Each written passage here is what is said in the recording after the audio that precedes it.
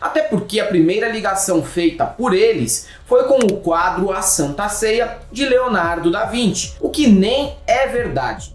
E a frase que eu ouvi de uma pessoa na igreja foi a seguinte: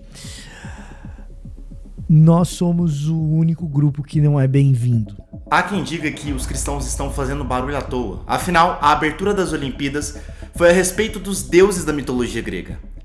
Há também não cristãos e até cristãos que acreditam que nós cristãos deveríamos revidar a abertura das Olimpíadas com violência. Quem tá certo nessa história? Alguém tá certo nessa história? Eu não só vou te responder isso tudo, como eu vou te mostrar historicamente o motivo da minha resposta. Segundo o Brasil Escola, que tem sua referência no próprio Estatuto e Museu do Comitê Olímpico Internacional, o COI, em 1894 o historiador francês Pierre Coubertin, conhecido também como Barão de Coubertin e considerado o pai das Olimpíadas modernas, inspirado na história sobre os Jogos da Grécia Antiga, fundou o COI, o Comitê Olímpico Internacional. E desde então o principal objetivo das Olimpíadas foi fomentar a união entre todas as nações do planeta através do esporte. Essa é a intenção. Assim como sugerem os próprios anéis olímpicos, um dos principais símbolos das Olimpíadas, que representam a união entre os 5 continentes. Mas qual a polêmica aqui? A Carta Olímpica define que os procedimentos da cerimônia da abertura das Olimpíadas combinam a abertura formal, a cerimônia do evento, incluindo os discursos de boas-vindas, içamento das bandeiras e a parada das nações, com a adição de um espetáculo artístico à escolha do país sede para mostrar a história e cultura daquela nação. ênfase nessa parte aqui, meus amigos, para mostrar a história e a cultura da nação. Mas espera aí, teoricamente, a apresentação feita na abertura das Olimpíadas da França é a respeito dos deuses da mitologia grega. Então, ela não foi sobre a cultura e a história francesa. Na verdade, ela foi sim. A grande questão é que a maioria das pessoas não presta atenção sobre o que a cultura francesa representa desde a sua revolução. Essa cena representa exatamente o que é a França desde o ano de 1799. O Brasil Escola informa: a Revolução Francesa foi responsável pelo fim dos privilégios da aristocracia e pelo término do antigo regime. Mais ou menos, viu, Brasil Escola? Vamos lá. É inegável as contribuições sociais e de liberdade social da Revolução Francesa. Só que não para nem um pouco por aí. Isso é a visão completamente superficial da coisa. De longe, Paris, a França de forma geral, foi um dos lugares onde o tema da política e da religião melhor se conectaram, justamente por causa do Iluminismo, da Revolução Francesa e de tudo aquilo que fez com que a religião da humanidade se estabelecesse de forma tão profunda e se arraigasse no DNA da França. Essa conexão entre religião e política não aconteceu conforme os princípios olímpicos de união de todos e etc. Na verdade, foi bem o oposto, tá? Até hoje você encontra locais como o Panteão, uma igreja que foi convertida num ambiente de louvor a revolucionários. Você tem muitos lugares onde aconteceram morticínios, como no famoso caso da guilhotina, em nome da revolução. Você tem muitos espaços religiosos que foram depredados. Na alma da Revolução Francesa residia uma filosofia religiosa profundamente destrutiva. A Revolução Francesa também foi um fenômeno interessado em mudar a alma da França. E fez isso se manifestando como uma religião pública, como um tipo de religião civil. Nós temos nomes na ciência política para descrever o fenômeno religioso da Revolução Francesa. Fala-se do culto à razão, fala-se da religião da humanidade. São termos não inventados por religiosos para criticar a Revolução Francesa, são termos usados na filosofia política para se referir até hoje ao que aconteceu na Revolução. Havia um interesse muito sério em tentar suprir as demandas da religião por meio da política.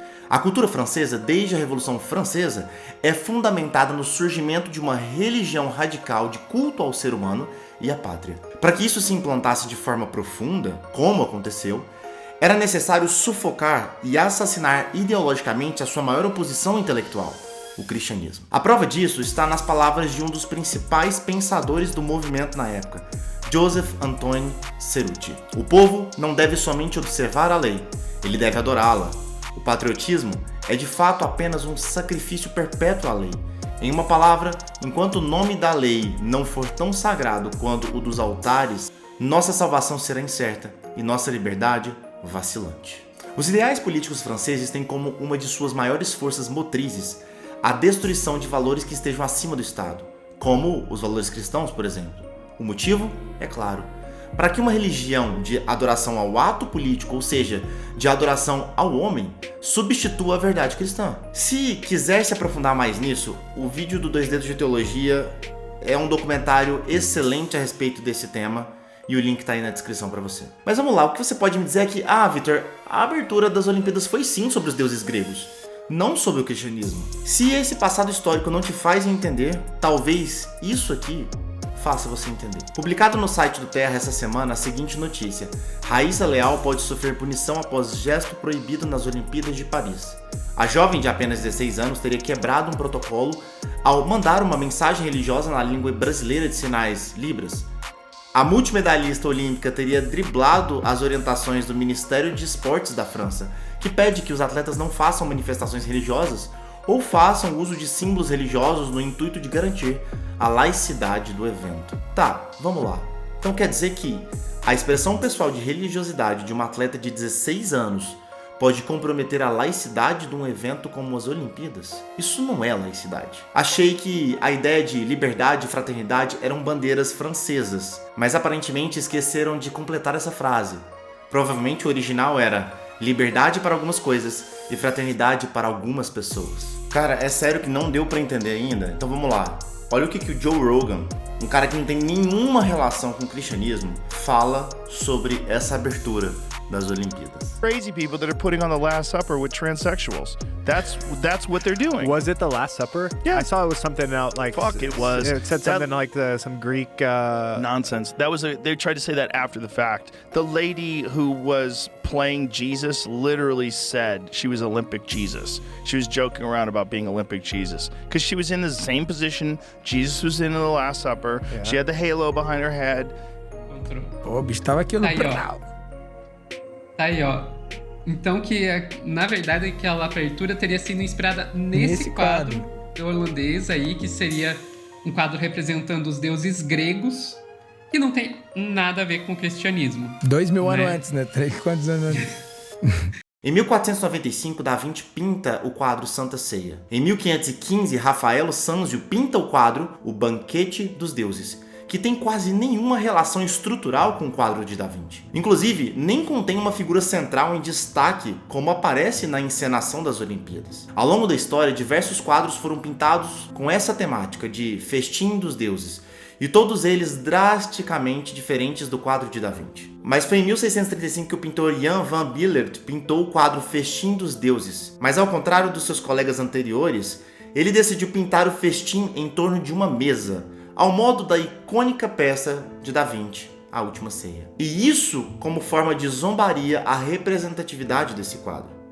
Me diga se a frase do início, nós cristãos somos os únicos que não são bem-vindos, faz ou não faz sentido agora? Agora vamos fazer um pequeno exercício infantil de comparação. Olhe para todos esses quadros que estão aí na tela.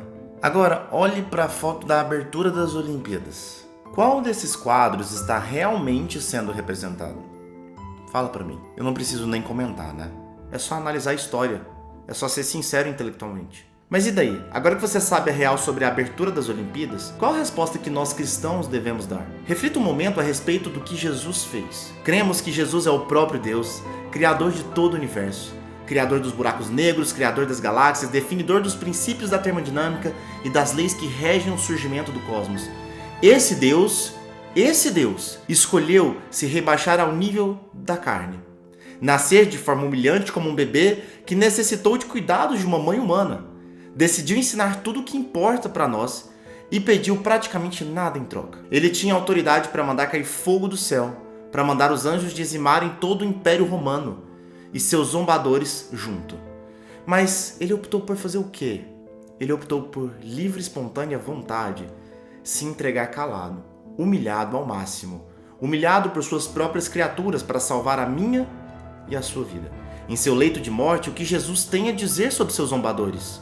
Pai, perdoa-os, eles não sabem o que fazem.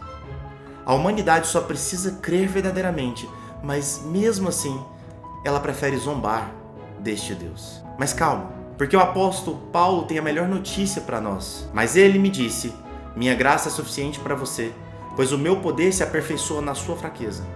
Portanto, eu me gloriarei ainda mais alegremente em minhas fraquezas, para que o poder de Cristo repouse em mim.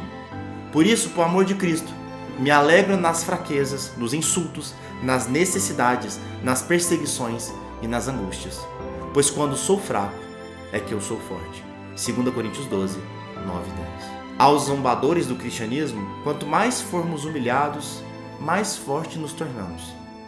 E aí, qual vai ser a sua resposta às Olimpíadas? Para entender mais sobre o real problema da Revolução Francesa, você precisa ver esse vídeo que está aqui.